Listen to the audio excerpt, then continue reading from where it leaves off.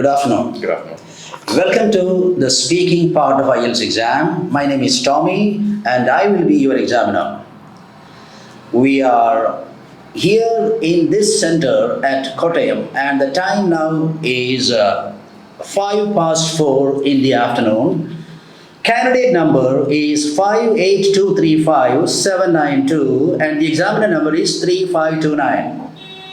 I am recording this for the purpose of marking. Now we shall begin. Please be informed that this test has got 3 parts and I will be giving you instructions whenever required. Let's begin now. Can I see your identification, please?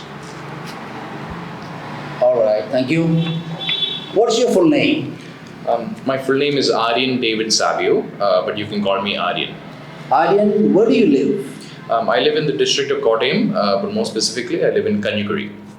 Can I ask you about your educational background? Yes. So I recently completed my bachelor's, my BA in English, and I'm taking a year off, after which I'm planning on pursuing my MBA. Alright, let's now talk about free time. Do you have a lot of free time? Currently, I don't have a lot of free time. I'm busy Monday to Friday, but on Saturdays and Sundays, I have some free time. Do you spend your free time outside or indoors? I like to spend my free time outdoors, doing some kind of physical activities. What sort of things do you like doing outside? The main activity which I do outdoors is cycling. Cycling is something that I enjoy very much, and I usually cycle with my friends whenever I get the chance. Is there a free time activity you would like to try in the future? In the future, I think swimming is something that I'm very much interested in, and something which I like to learn how to do. So I think in the future, I like to spend some time to learn how to swim. To a slightly different topic now, animals. Do you like animals? Yes, I do like most kind of. I do like most kind of animals. Yeah. Do you have any animals in your home as a pet? No, right now I don't have any animals at home. Did you have a pet when you were a child?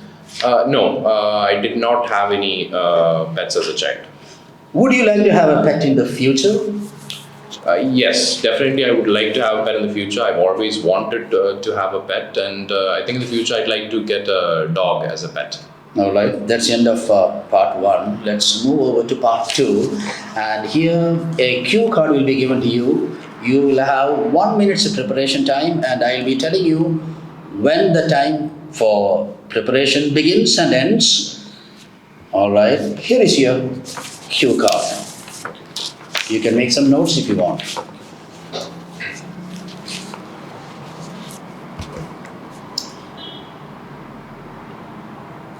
Your 1 minute preparation time begins now.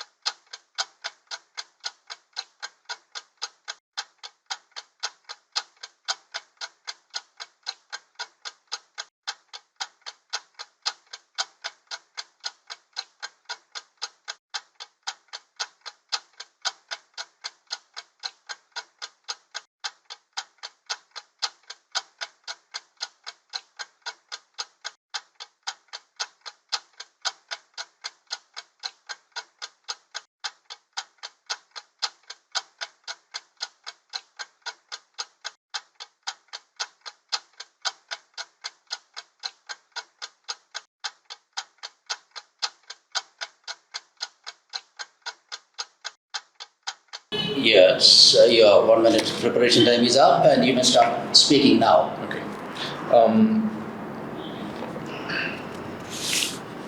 So festivals and celebrations are something that everyone looks forward to, and people nowadays are going through a very hectic lifestyle, and I think whenever a celebration arrives, people take the opportunity to come together and enjoy themselves.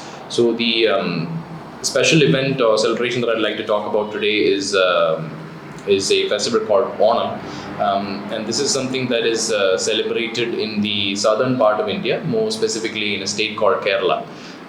And during this festival is something that everyone celebrates in Kerala, regardless of their religious backgrounds or any other differences. So everyone comes together and celebrates this, and this happens during the month of September every year.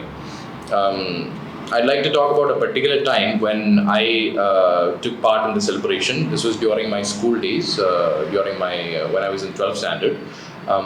Me along with my classmates, along with the rest of my class, decided to stage a play enacting the story of how the celebration of Onam came to be. And we practiced for about 2 or 3 months trying to putting together this play. And when we finally staged this play, everyone liked it very much, and everyone congratulated us on an excellent portrayal of the story. And afterwards, all of us together, the whole school, we had a Onam Sadhya, and the Sadhya was prepared by all of the students, which made it a bit more special than usual. And after that, we again had more celebrations, including dancing and singing.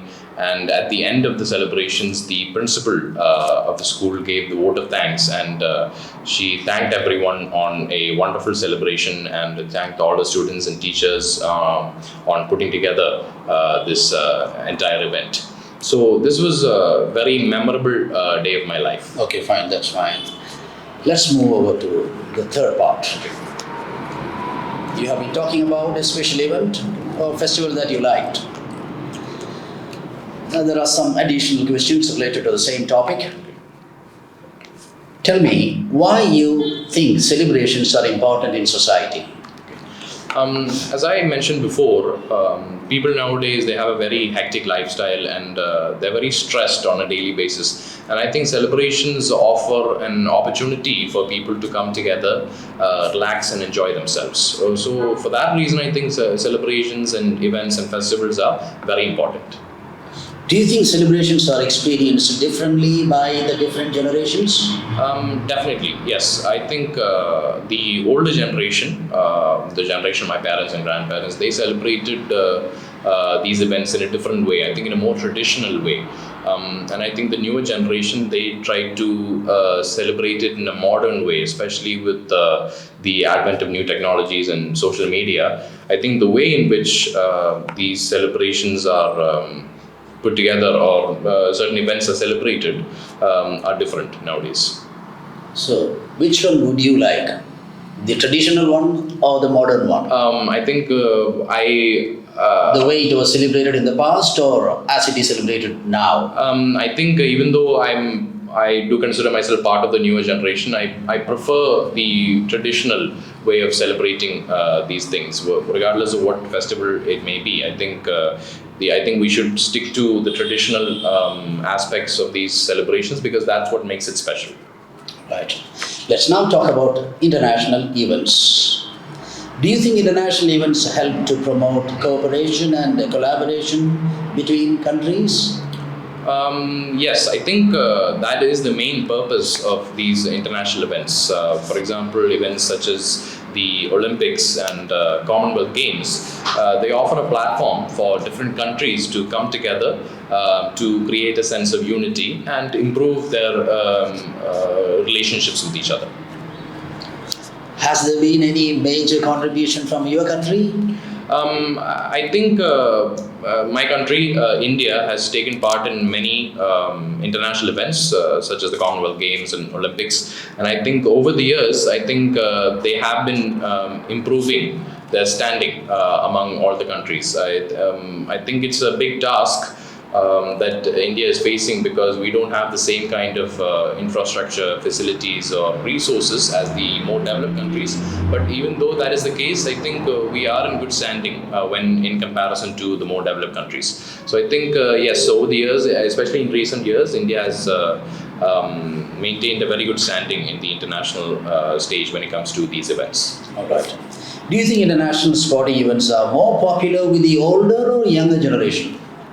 I think from what I remember, more than the generational difference, I think everyone celebrated or gave a bit more importance to these events in the a few years back, a few years ago. And nowadays, it's not given as much of an importance as it was. Like at least a decade ago, I remember that the events like the World Cup and the Olympics were given a lot of importance, and everyone would stay up late at night to watch the opening of these events. But nowadays, I don't think people are very much very interested in these kind of events, and I think, yeah, definitely. So the newer generation is less interested, I think, in these kind of events. And personally, do you follow any particular sport? Personally, I don't watch a lot of sports. Like I said, I used to. When I was younger, I gave a lot of importance for events like the Olympics and the FIFA World Cup. These are all events where a lot of countries come together to showcase their abilities. But recently, I've lost interest in those things. But I think at the same time, we should support our athletes, especially because it is a good way to showcase our strength as a country by participating in these events. So I think even though I've lost interest in these events, I think it is a very good idea that we increase our awareness regarding these events and support our athletes whenever the opportunity arises. We often talk of sportsman spirit. Yes. What do you understand by that? I think sportsman spirit is a quality that it's not just something that is unique to people who participate in sports. It is something that everyone can learn from. For example, what is included in sportsman spirit is some things like the teamwork and willing to put in the effort and knowing that it's not about winning, that it's mainly about participating in events. So I think that's what the spirit of sportsmanship is about, and it's a quality that everyone should have regardless of whether they are participating in a sport or not. You can have a sportsman spirit in life also. So I think that is something that there's a quality that everyone should possess. All right. Do you think we will see changes in the future to international events? And if so, what sort of changes might we see? I think more events similar to the World Cup or Olympics should come, especially in regional areas. I think neighboring countries should participate in certain events. So instead of all the countries participating in one event, I think, for example, if we take the point of view of India, I think all of the regional countries, the neighboring countries of India should come together and participate in a formal event, a formal sporting event perhaps. So I think more international events need to be created in order to foster a better relationship between regional countries. Well, that brings us to the end of the three-part speaking exam. Thank you. Thank you.